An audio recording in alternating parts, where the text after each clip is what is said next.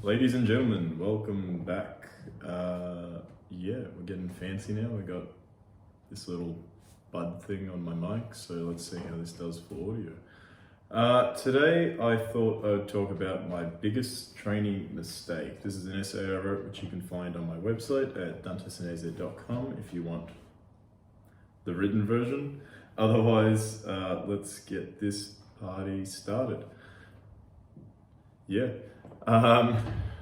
So after some 10 years of training, I've had a lot of time to sort of reflect on my own journey. And I found personally that life will tend to teach you the same lessons you will tend to fall in the same potholes rather, unless you learn the lessons that got you into that place. You know, you see these people in your life that you watch them time and again, making the same mistakes, and you just sit there as an outsider and you think to yourself, you know, it would be so much easier, you could get out of this problem so easy if you just did X. And this is everyone's problem, because everyone is a bit blind as to what X is for them. Everyone's a bit blind to what the lessons or the things they need to do to get out of the potholes they keep falling in. And it is going to be a frequent occurrence to fall in the same pothole unless you really do learn the lessons. We're all controlled by our natures, our vices, and our shortcomings in life. And the difference between someone that succeeds and someone that fails is the difference between someone who overcomes those shortcomings, overcomes their innate nature and their vices. You know, there's a saying that a snake is not inherently good just because it has no teeth. It's the idea that it's a choice to overcome your temptations is what makes you good and is what makes that worthwhile at all. So whatever your shortcomings, whatever your vices, whatever your nature is, it's in overcoming that the power is, and that the actual feeling of success comes from. Like, you don't really value something if it comes easy to you. It's the fact that it is difficult to achieve that it is worthwhile doing it all, at least to you. And we all have our own challenges, and a lot of people's challenges is fitness and their weight and that regard, and that's why working at it is a valuable thing for a lot of people, whereas some people don't necessarily value that because it comes quite naturally or easily to them. Anyways, I've found that my own vices, my own shortcomings, overcoming those things has made me become the person I am today. And amidst this 10-year journey, one of my biggest mistakes has been using health or healthy behaviors or training or exercise as a means to an end. What does that mean? It's doing things for the sake of achieving the result and not for the sake of it for itself.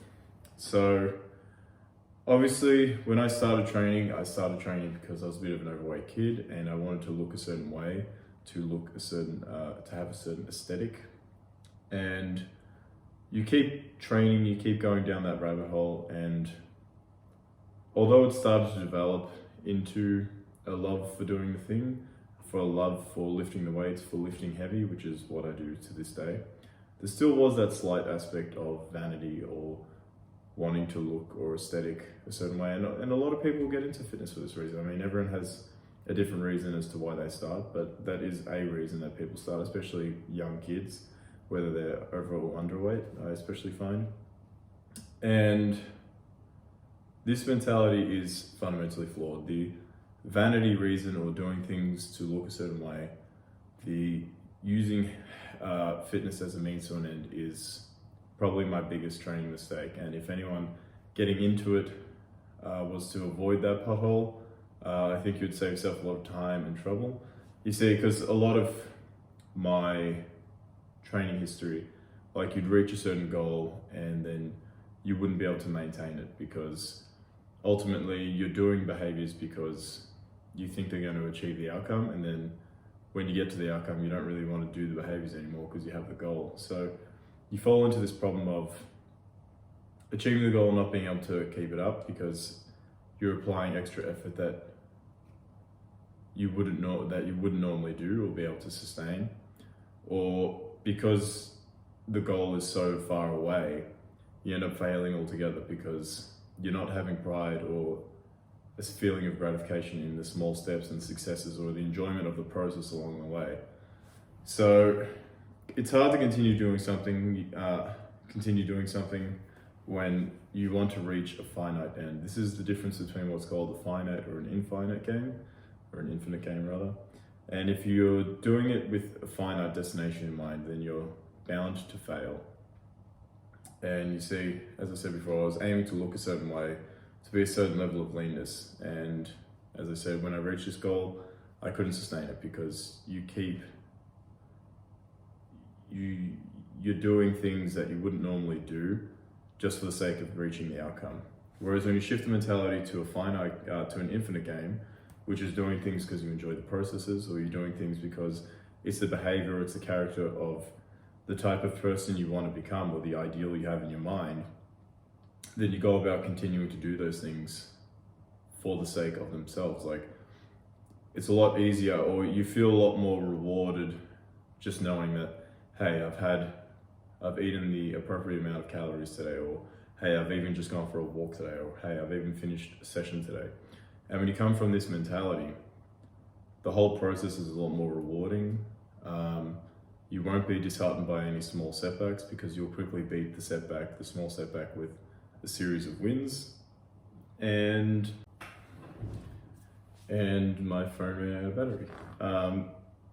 Any setbacks you do have, you will overcome with a set of small wins, and that's going to be enough to sort of motivate you to keep going forward. So this has really been my mentality shift as I've gotten a bit older now in my 10-year journey. Is I'm not really doing things because of the means to the end.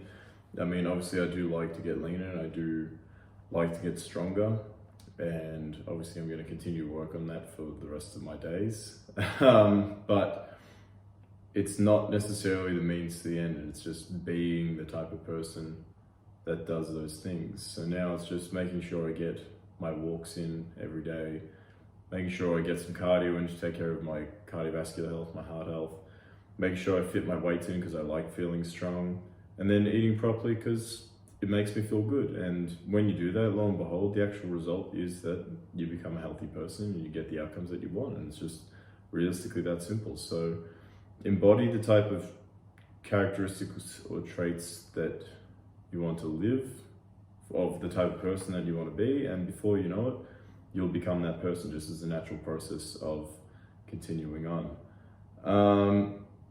I've been leaner at certain points in my life and I've been stronger at certain points in my life, but this is probably the most consistent that I've ever been in terms of the amount of training I've done. And even though it has been a bit of a lull in terms of my training at the moment, being able to just make sure I still hit my 6 days and my walks and everything else has just been nothing short of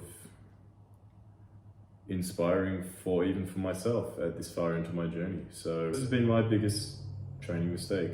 Don't do things as a means to an end, because you will inevitably fail, and only do things because you enjoy them. And if you do that and you enjoy it, then you'll embody the type of person that you want to become. You'll be a lot happier with every decision you make, and everything will seem a lot less difficult because you'll have a series of small wins to support every decision that you make. So, or every day that you take, really. So yeah, ladies and gents, that is my biggest training mistake. I hope you all have a great day. I hope you got something out of this. If you did, please don't forget to like, share and subscribe. Otherwise, yeah, have a great day, night, evening. Peace.